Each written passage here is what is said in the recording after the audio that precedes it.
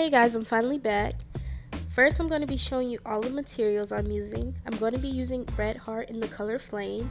Not entirely sure what weight it is. I go by feel when I buy yarn. I'm also going to be using these scissors, my yarn needle, and my crochet hook from Suzanne Bates in the size 5.5 millimeter.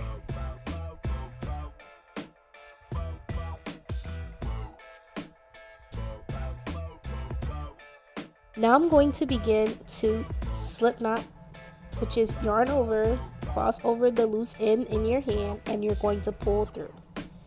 Now you're going to connect this onto your hook and you're going to tighten it.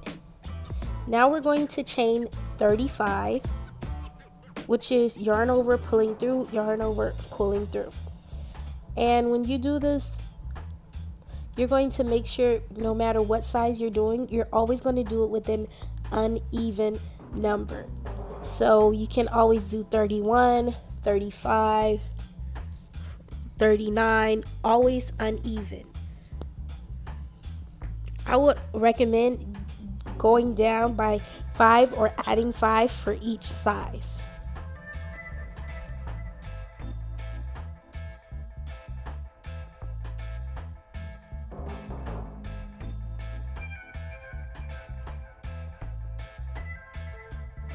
So now after you chain your 35, you're going to chain 2 more. We're going to yarn over and go into the third chain from your hook. You're going to yarn over and you're going to pull through 1.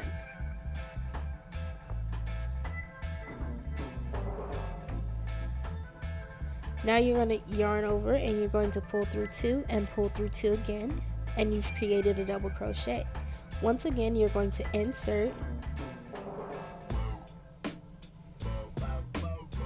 yarn over, pull through 1, pull through 2, and pull through 2 again. And we're going to repeat this until you've reached the 18th double crochet in your row, or what will ever be the middle chain in your row.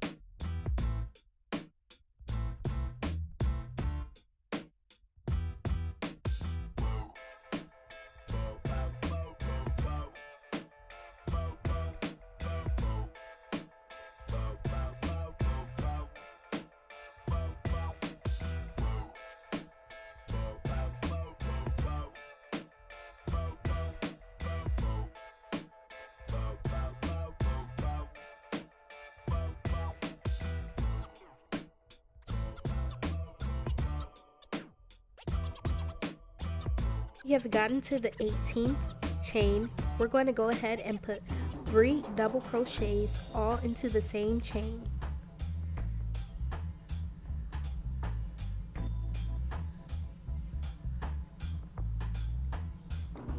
After putting 3 double crochets into the 18th one, we're going to proceed as normal and put 1 in every double crochet for the rest of the row.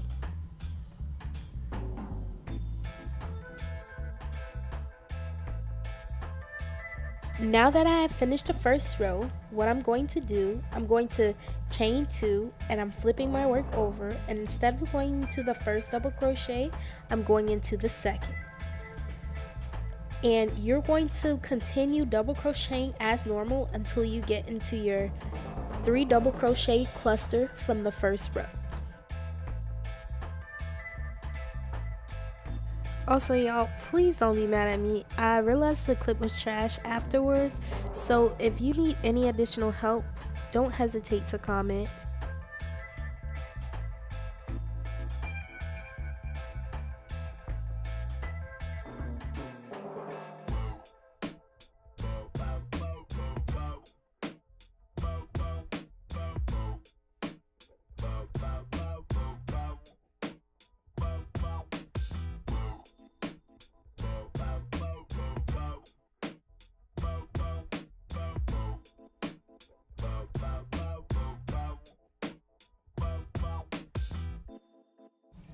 So now that we are approaching the double crochet 3 cluster, we're going to go into the first one as normal, and the middle one, which is the second double crochet, we're going to go ahead and put 3 double crochets once again into the same spot. So we're going to yarn over and pull through 2, pull through 2 again, yarn over, pull through 2, pull through 2 again, and then we're going to go into the third double crochet in that same space with just 1, and then we're going to continue double crocheting as normal for the rest of the row. Now you're going to repeat the same pattern for a total of 9 rows, and I'll be back when I have both sides. And here you can see both sides. If you want any larger, I would suggest to go up 2 rows for each size, or however long you want it to be. Now I'm going to begin to make the crotch piece. So I'm going to go ahead and I'm going to make a slip knot. And once you make this slip knot, you want to put it to the side for the time being. Front side facing towards you, you're going to insert your hook 2 spaces away from the chain, from the double crochet cluster in the middle. So you see the 3, you're going to go 2 away from that and insert your hook. The place where you insert your hook, now you're going to get your slip knot and you're going to tighten it around your hook right now. After tightening it around your hook, you're going to go ahead and you're going to chain 2. This will be the first double crochet. After chaining 2, you're going to go into the second space as a regular double crochet.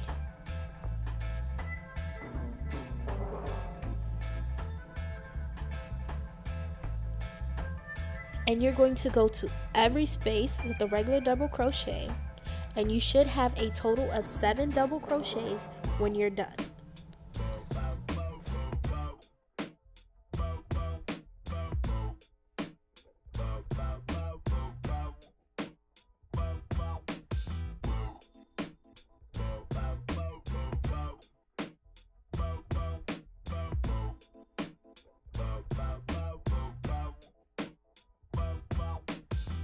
Now to start off the new row like you would any row, you're going to chain 2 and flip your work.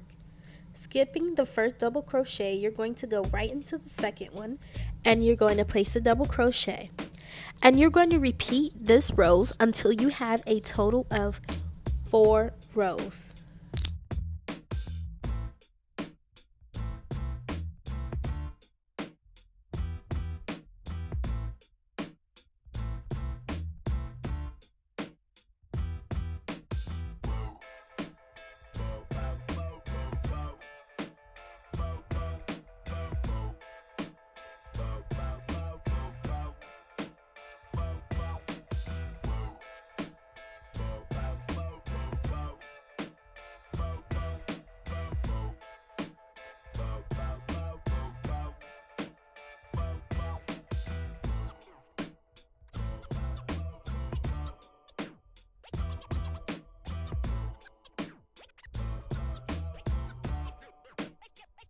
Now that you have made it to the end of the 4th row, you're going to want to pull through and make a long tail end.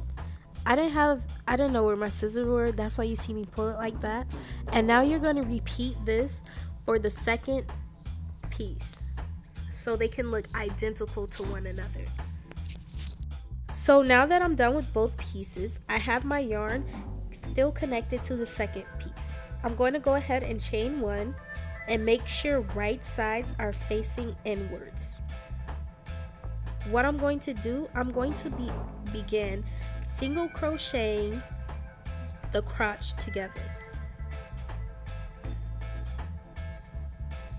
All I'm doing is matching up and single crocheting it together.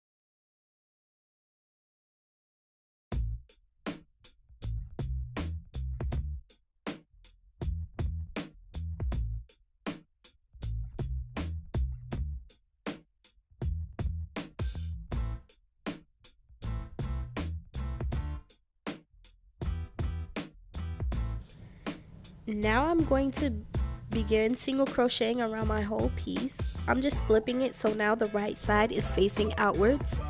And I'm going to go ahead and make sure I chain one first before I start single crocheting around my whole piece.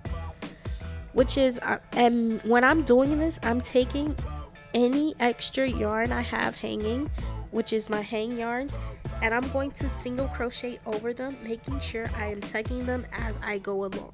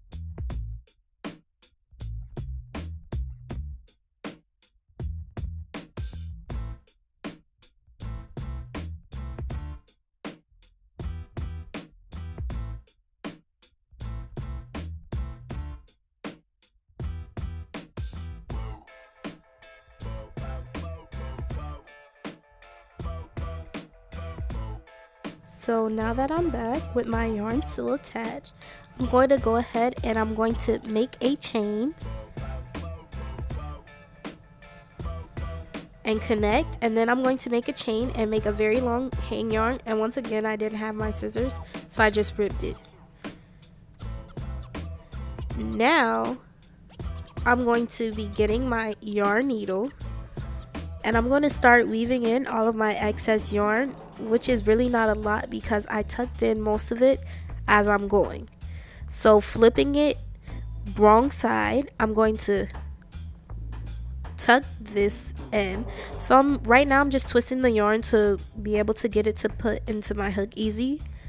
And once I do that, I'm just going to go through the bottom of the single crochets until the yarn can go through without any extra hanging out.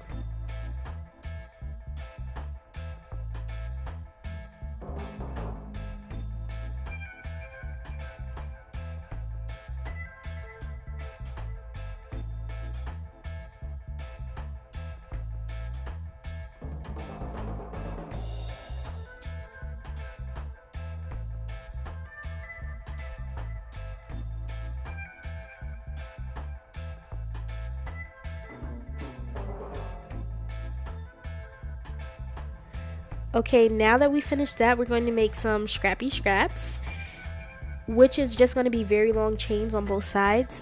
When I do these, I don't really count. I just take my arms and stretch them out and make sure they're longer than my arms and make sure they're both the same length. And I'm going to speed this up because all I'm going to be doing is yarning over and pulling through for a very long time. And I'll be back when I have both scraps.